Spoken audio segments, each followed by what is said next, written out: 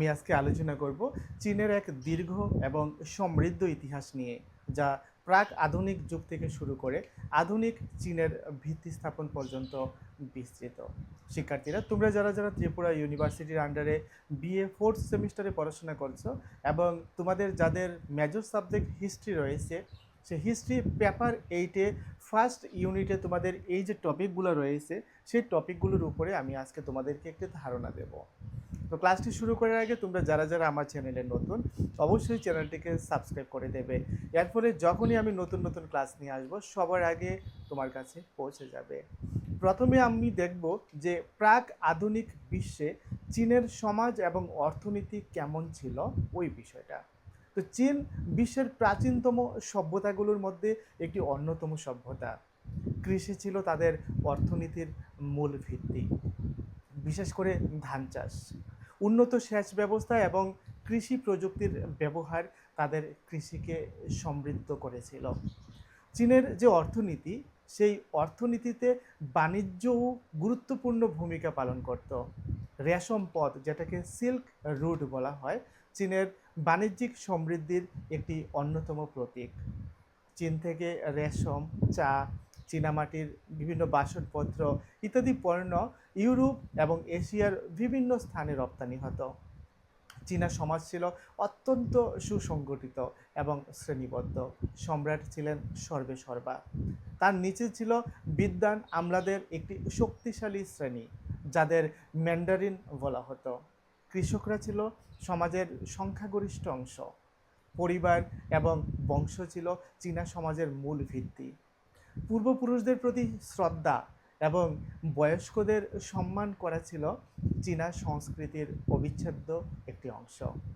এই সমাজের গঠন এবং মূল্যবোধের উপর যার গভীর প্রভাব ছিল, তিনি হলেন মহান দার্শনিক কনফুসিয়াস। তোমরা নাম শুনে থাকবে। তো এই কনফুসিয়াস, যিনি খ্রিস্টপূর্ব 6ষ্ঠ শতকে জন্মগ্রহণ করেছিলেন, কনফুসিয়াসের দর্শন কেবল একটা ধর্ম ছিল না, এটি ছিল একটি জীবন দর্শন, যা ব্যক্তিগত নৈতিকতা, সামাজিক শৃঙ্খলা এবং সুশাসনের উপর জোর দিত। তার মূল নীতিগুলো ছিল প্রথমত র্যান। এই র্যানটা কী ছিল? এই র্যানটা ছিল যে মানবতা বা অন্যের প্রতি সহানুভূতি এবং দয়া প্রদর্শন।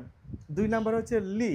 এই লি এর বিষয়টা ছিল সামাজিক নিয়ম কানুন এবং রীতিনীতি মেনে চলা, যা সমাজের শৃঙ্খলা বজায় রাখে। আর 3 নম্বরে যেটা ছিল, সেটা ছিল ই। ই মানে হচ্ছে যে সঠিক এবং ন্যায়সঙ্গত কাজ করা। এরপরে হচ্ছে চি। চি মানে হচ্ছে জ্ঞান অর্জন এবং আত্ম উন্নয়ন করা। নেক্সট হচ্ছে শিন। শিন মানে হচ্ছে সততা এবং বিশ্বাসযোগ্যতা। তো কনফিউসিয়াস মনে করতেন, যদি সমাজের প্রতিটি ব্যক্তি তাদের নির্দিষ্ট ভূমিকা সঠিকভাবে পালন করে এবং এই নীতিগুলো মেনে চলে, তাহলে একটি সুসংগঠিত এবং শান্তিপূর্ণ সমাজ গড়ে উঠবে। তার দর্শন চীনা শিক্ষা ব্যবস্থা, প্রশাসন এবং পারিবারিক জীবনে গভীর প্রভাব ফেলেছিল। শতাব্দীর পর শতাব্দী ধরে কনফুসিয়াসবাদ চীনা সংস্কৃতির একটা মেরুদণ্ড হিসেবে কাজ করেছে। এবার আমরা দেখব যে ইউরোপীয় সম্প্রসারণ এবং চীনের উন্মোচন নিয়ে, এবং একই সাথে আফিমের যুদ্ধ এবং অসম চুক্তি, এই বিষয়গুলো নিয়ে। তো কিভাবে ইউরোপীয় শক্তিগুলোর সম্প্রসারণ চীনের আভ্যন্তরীণ বিষয়ে প্রভাব ফেলেছিল, ওই বিষয়গুলো নিয়ে আলোচনা করব। বিশেষ করে সপ্তদশ শতাব্দী থেকে ইউরোপীয় দেশগুলো, বিশেষ করে ব্রিটেন, চীন, এগুলো থেকে চা, রেশম এবং চীনামাটির বাসনপত্র আমদানি করত। কিন্তু চীন ইউরোপীয় পণ্য খুব কমই কিনত, যার ফলে ব্রিটেনের বিপুল পরিমাণে রূপা চীনে চলে যেত। এই বাণিজ্যিক ভারসাম্যহীনতা ব্রিটিশদের জন্য একটি বড় সমস্যা ছিল। এই সমস্যা সমাধানের জন্য ব্রিটিশরা ভারতে উৎপাদিত আফিম চীনে রপ্তানি শুরু করে। চীনে আফিমের ব্যবহার ব্যাপক আকার ধারণ করে এবং এটি চীনা সাম্রাজ্যের জন্য একটি মারাত্মক নেশায় পরিণত হয়। তো চীনের অর্থনীতি ও সমাজের উপর এর নেতিবাচক প্রভাব পড়েছিল। চীনা সম্রাট আফিম বাণিজ্য বন্ধ করার নির্দেশ দিয়ে দেন এবং ক্যান্টন, যেটা বর্তমানে গুয়াংজু নামে পরিচিত, বন্দরের ব্রিটিশ আফিমের চালান বাজেয়াপ্ত করে দেন। এর প্রতিক্রিয়ায় 1839 সালে ব্রিটেন চীনের বিরুদ্ধে যুদ্ধ ঘোষণা করে, যা প্রথম আফিমের যুদ্ধ নামে পরিচিত, তোমরা ইতিহাসে পেয়ে যাবে। তো সামরিক শক্তিতে এগিয়ে থাকা ব্রিটেন সহজেই চীনকে পরাজিত করে।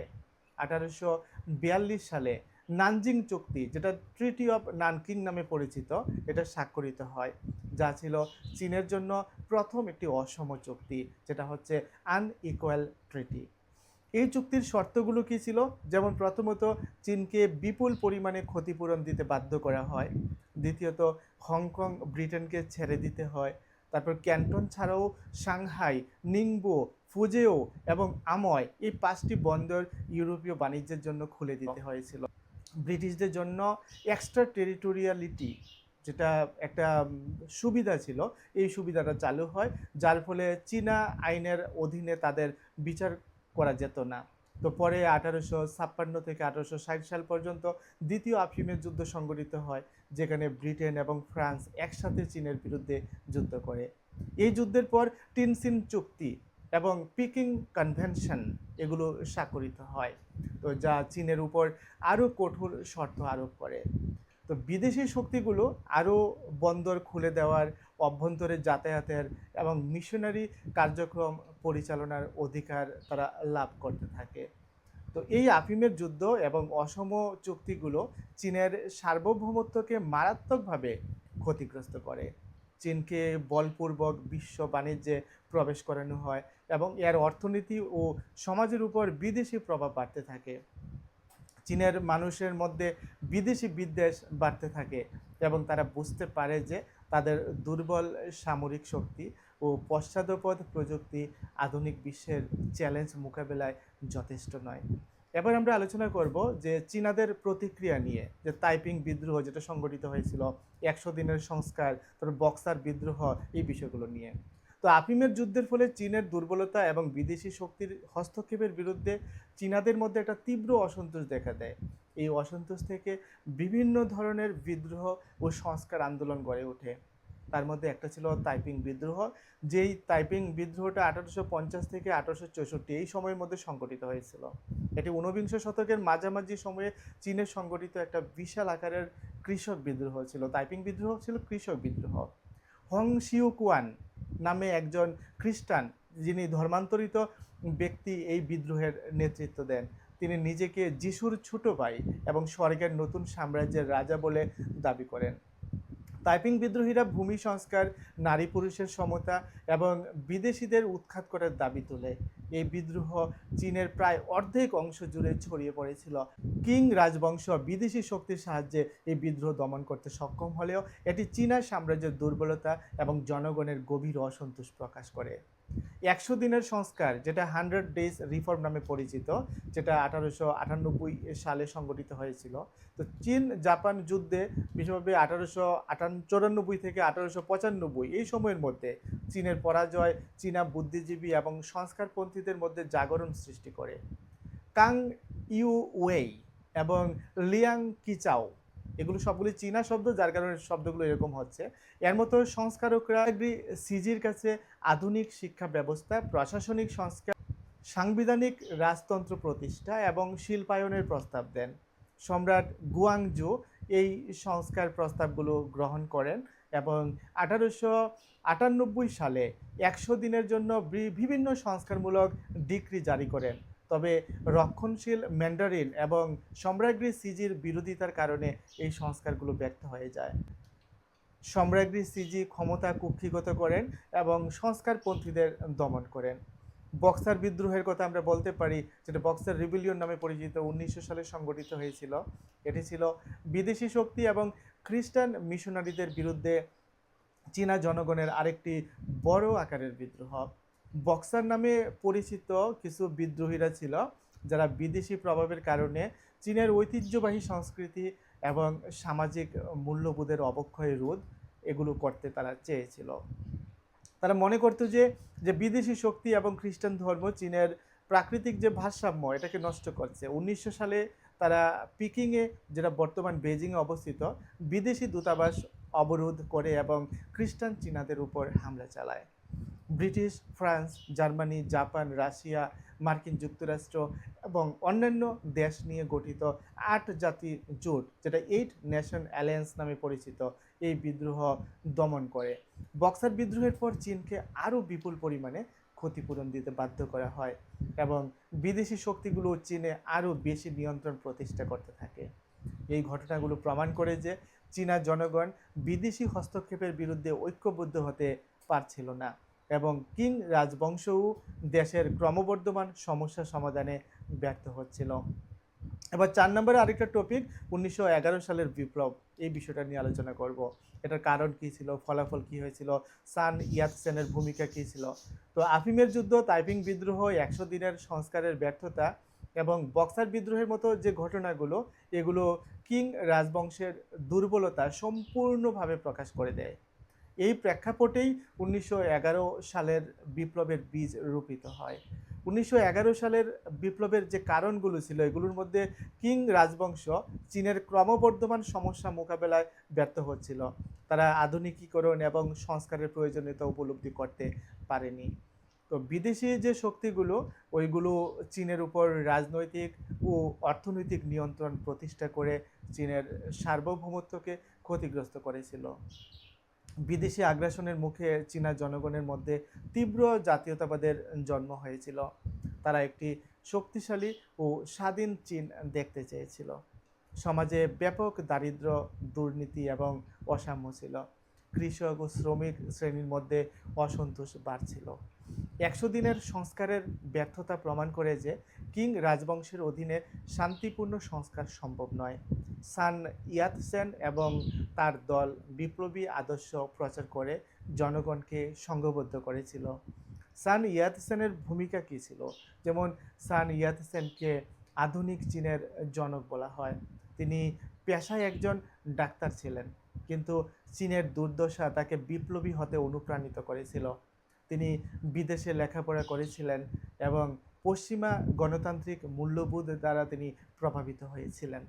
1905 সালে তিনি টংম্যাং হুই, যেটা বিপ্লবী জোট নামে পরিচিত, এটা গঠন করেন, যার মূলনীতি ছিল তার বিখ্যাত 3টা গণনীতি, 3 প্রিন্সিপালস অফ পিপল।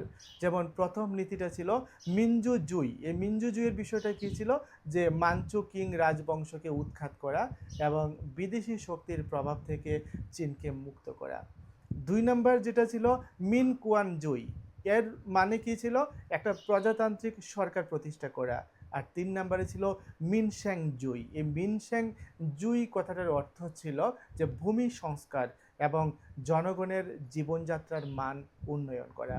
তো সান ইয়াতসেন বিদেশে নির্বাসিত অবস্থায় থেকেই বিপ্লবের জন্য অর্থ সংগ্রহ করেন এবং প্রচার চালান।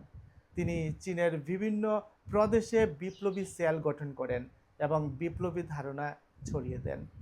বিপ্লবের ঘটনা এবং ফলাফলগুলো নিয়ে যদি আমরা সংক্ষিপ্তভাবে বলতে চাই, 1911 সালের 10 অক্টোবর উচ্যাং বিদ্রোহের মাধ্যমে বিপ্লবের সূচনা হয়। দ্রুতই এই বিদ্রোহ চীনের বিভিন্ন প্রদেশে ছড়িয়ে পড়ে। প্রাদেশিক গভর্নররা একে একে কিং রাজবংশের আনুগত্য অস্বীকার করতে শুরু করে দেয়। 1912 সালের 1 জানুয়ারি সান ইয়াতসেন নানজিংয়ে চীনের অস্থায়ী প্রজাতন্ত্রের রাষ্ট্রপতি হিসেবে শপথ গ্রহণ করেন। এটি ছিল চীনের ইতিহাসে রাজতন্ত্রের অবসান এবং প্রজাতন্ত্রের সূচনা। তবে সান ইয়াতসেনের সরকার সামরিক দিক থেকে দুর্বল ছিল। তিনি ইউআই শিকাইকে, যিনি কিং রাজবংশের একজন প্রভাবশালী সামরিক নেতা ছিলেন, তো রাষ্ট্রপতি পদ ছেড়ে দেন এই শর্তে যে তিনি সাম্রাজ্যকে চূড়ান্তভাবে উৎখাত করবেন এবং প্রজাতন্ত্রকে সমর্থন করবেন। তো ইউয়ান শিকাই প্রথমে প্রজাতান্ত্রিক সরকার মেনে নিলেও পরে তিনি নিজেকে সম্রাট হিসেবে ঘোষণা করার চেষ্টা করেন, যা চীনের ইতিহাসে আরও রাজনৈতিক অস্থিরতা নিয়ে আসে। তো 1911 সালের বিপ্লবের কি ফলাফল ছিল সেটা নিয়ে যদি আমরা সংক্ষেপে বলি, তো রাজতন্ত্রের অবসান হয়েছিল। দীর্ঘ 2000 বছরেরও বেশি সময়ে চীনা রাজতন্ত্রের চিরতরের অবসান ঘটে। প্রজাতন্ত্রের প্রতিষ্ঠা হয়েছিল। চীনে একটি প্রজাতান্ত্রিক সরকার ব্যবস্থা প্রতিষ্ঠিত হয়, যদিও এটা শুরু থেকেই অস্থির ছিল। জাতীয়তাবাদীর চেতনার উন্মেষ ঘটতে থাকে। এই বিপ্লব চীনা জনগণের মধ্যে তীব্র জাতীয়তাবাদী চেতনা জাগিয়ে তোলে এবং বিদেশি আধিপত্যের বিরুদ্ধে প্রতিরোধের পথ খুলে দেয়। তো পাশাপাশি রাজনৈতিক অস্থিরতা ওইটার ব্যাপারেও আমরা বলতে পারি যে ইউয়ান শিকাইয়ের যে উচ্চাকাঙ্ক্ষা এবং পরবর্তীতে বিভিন্ন যুদ্ধবাজ নেতার উত্থান চীনের রাজনৈতিক অস্থিরতা বাড়িয়ে তুলেছিল। তো আধুনিক চীনের ভিত্তি স্থাপন হয়েছিল।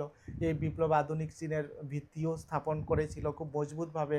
পরবর্তীতে চীনের কমিউনিস্ট পার্টি এবং কুমিনটাং এই বিপ্লবের আদর্শ থেকে অনুপ্রাণিত হয়। এই ছিল প্রাক আধুনিক চীন থেকে 1911 সালের বিপ্লব পর্যন্ত চীনের ইতিহাসের একটি সংক্ষিপ্ত আলোচনা। আশা করি তোমরা বুঝতে পেরেছ কিভাবে চীনের ঐতিহ্যবাহী সমাজ বিদেশি আগ্রাসনের মুখোমুখি হয়েছিল এবং কিভাবে তা একটি নতুন রাজনৈতিক ব্যবস্থার দিকে পরিচালিত হয়েছিল। তো মোটামুটি তোমাদের ইউনিট 1-এ যে টপিকগুলো দেওয়া হয়েছে সবগুলো টপিকের উপর আমি সংক্ষিপ্তভাবে তুলে ধরার চেষ্টা করেছি। একজন অনার্সের স্টুডেন্ট হিসেবে তোমাদের এই বেসিক বিষয়গুলো অবশ্যই জানা প্রয়োজন। এবার এই ইউনিট থেকে তোমাদের কি কি ব্রড কোশ্চেন পড়তে হবে সেগুলো আমাদের স্কুল অফ মেরিটের মোবাইল অ্যাপ্লিকেশনে অলরেডি দিয়ে দিয়েছি। তোমরা যারা আমাদের ইনস্টিটিউশনে অলরেডি স্টাডি করছো তোমরা তো পেয়ে গেছো, আর তোমরা যারা ইউটিউবে ক্লাসটি দেখছো যদি মনে করো এই ইউনিটের ইম্পর্টেন্ট ব্রড কোশ্চেন এবং তার উত্তরগুলো আমাদের স্কুল অফ মেরিট ইনস্টিটিউশন থেকে তোমরা নিয়ে স্টাডি করবে, তাহলে গুগল প্লে স্টোর থেকে স্কুল অফ মেরিট মোবাইল অ্যাপ্লিকেশনটি ইনস্টল করে রেজিস্ট্রেশন করে নেবে। খুব ন্যূনতম ফিসে আমি তোমাদের সাবজেক্টগুলো পড়াই। স্ক্রিনে দেওয়া মোবাইল নম্বরে যোগাযোগ করে বিস্তারিত তথ্য জানতে পারবে। আজকের মতো এখানে শেষ করছি, দেখা হবে আগামী ক্লাসে নতুন কোনো টপিক নিয়ে।